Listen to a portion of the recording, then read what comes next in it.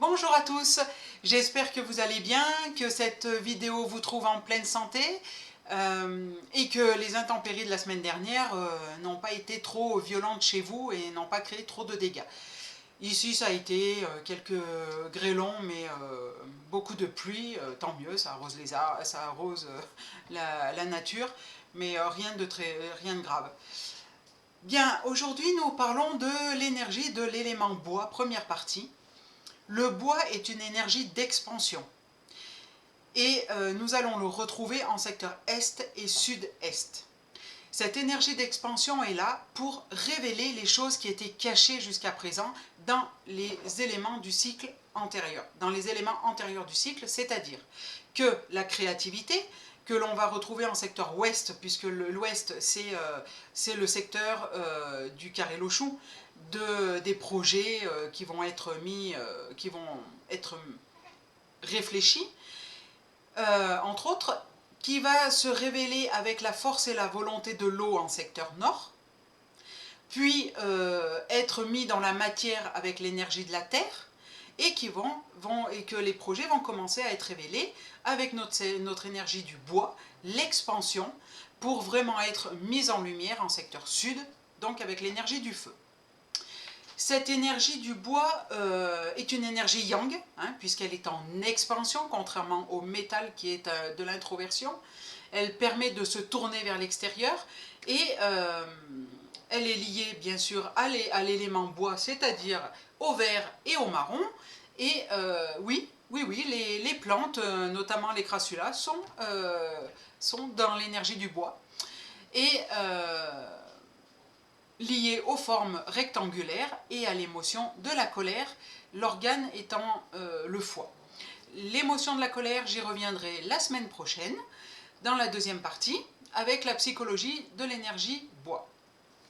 Je tiens à faire, encore une fois, je vais insister sur le sujet, je fais une courte parenthèse pour dire aux personnes qui ont croisé dans leur vie, ont malheureusement vécu avec des personnes toxiques, pour ne pas dire d'autres mots et ne pas choquer la communauté ou tous ceux qui peuvent passer sur cette vidéo sur internet, le Feng Shui peut vous aider à révéler les problématiques liées aux rencontres de ces personnes toxiques, qui est aussi un coup du karma, hein, c'est un karma négatif qu'il faut essayer de diminuer, voire de supprimer.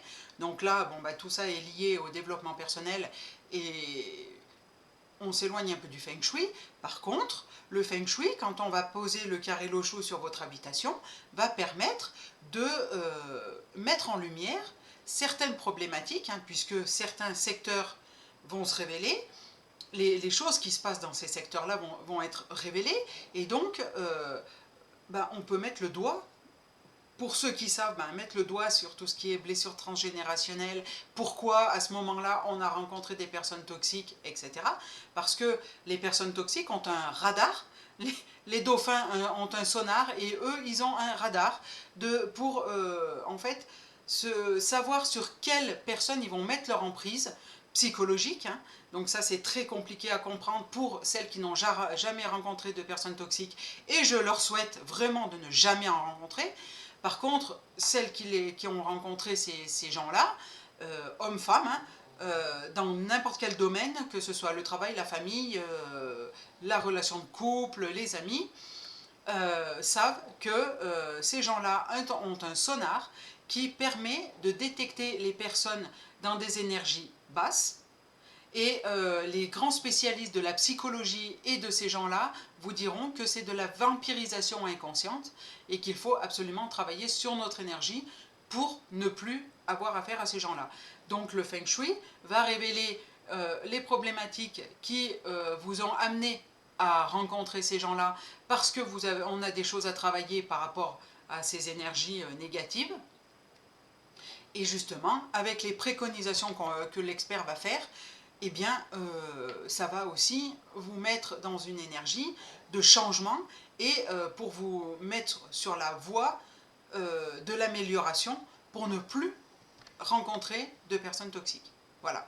Je referme la parenthèse. Si vous avez aimé cette vidéo, je vous laisse liker, vous abonner à la chaîne et éventuellement le petit i d'information pour les prochaines vidéos. Je vous remercie, je vous souhaite une très bonne journée, une très belle journée, pardon, ensoleillée, et je vous dis à la semaine prochaine. Au revoir!